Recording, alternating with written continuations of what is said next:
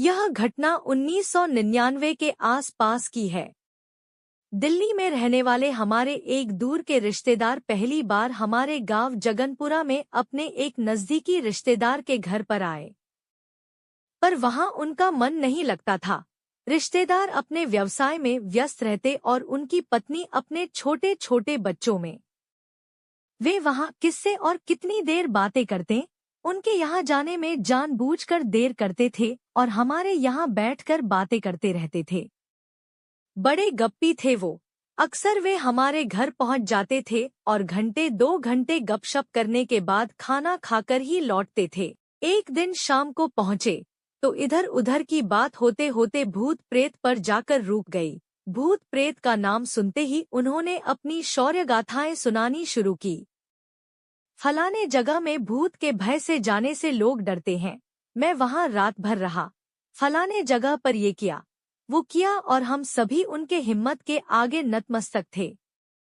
मेरी मम्मी ने 1-2 बार रात के समय इस तरह की बातें न करने की याद भी दिलाई, पर वो नहीं माने। नहीं चाची जी, भूत प्रेत कुछ होता ही नहीं है, वैसे ही मन का वहम है ये, और न जाने कहाँ कहाँ के ऐसे वैसे किस्से सुनाते ही रहे। उस दिन खाते पीते कुछ अधिक ही देर हो गई थी। रात के 11 बज गए थे। गांव में काफी सन्नाटा हो जाता है। उस घर के छत से आवाज दे देकर बच्चे बार बार बुला रहे थे। सामने के रास्ते से जाने से कई मोड़ पड़ जाने से उनका घर हमारे घर से कुछ दूर पड़ जाता था, पर खेत से होकर एक शॉर्टकट रास्ता था। हम लोग अक्सर उसी रास्ते से जाते आते थे। उन्होंने भी उस दिन उसी रास्ते से जाने का निश्चय किया। पीछे के दरवाजे से उन्हें भेजकर हम लोग दरवाजा बंद करके अंदर अपने अपने कामों में लग गए। अचानक मेरी छोटी बहन के दिमाग में क्या आया, छत पर जाकर देखने लगी कि वे उनके घर पहुंचे या नहीं। अंधेरा काफी था, मेरी बहन को कुछ भी दिखाई नहीं दिया। वह छत से लौटने वाली ही थी कि उसे महसूस हुआ कि कोई दौड़कर हमारे बगान में आया और सामने नीम के पेड़ के नीचे छुप गया।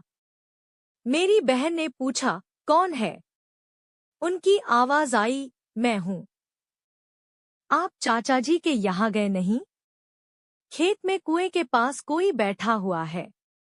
गांव में रात के अंधेरे में चोरों का ही आतंक रहता है। उनकी इस बात को सुनकर हम लोगों को चोर के होने का ही अंदेशा हुआ। जल्दी जल्दी पिछवाड़े का दरवाजा खोला गया। पूछने पर उन्होंने हमारे अंदेशे को गलत बताते हुए कहा कि वह आदमी नहीं, भूत प्रेत जैसा कुछ है, क्योंकि कुएं के पास उसकी 2 लाल लाल आंखें चमक रही हैं। तब जाकर हम लोगों को ध्यान आया कि कुएं के पास खेत में पानी पटाने वाला डीजल पंप रखा है और उसमें ही 2 लाल बत्तियां जलती हैं। जब उन्हें यह बात बताया गया तो उन्होंने एकदम से झेंप कर कहा, ओह! हम तो उससे डर खा गए। बेचारे कर भी क्या सकते थे। इस डर खाने की कहानी ने तुरंत बखानी गई उनकी निडरता की कहानियों के पोल को खोल दिया था। फिर थोड़ी ही देर बाद वे चले गए और हमारे घर के माहौल की तो पूछिए मत। हम लोगों को तो बस हंसने का एक बहाना मिल गया था।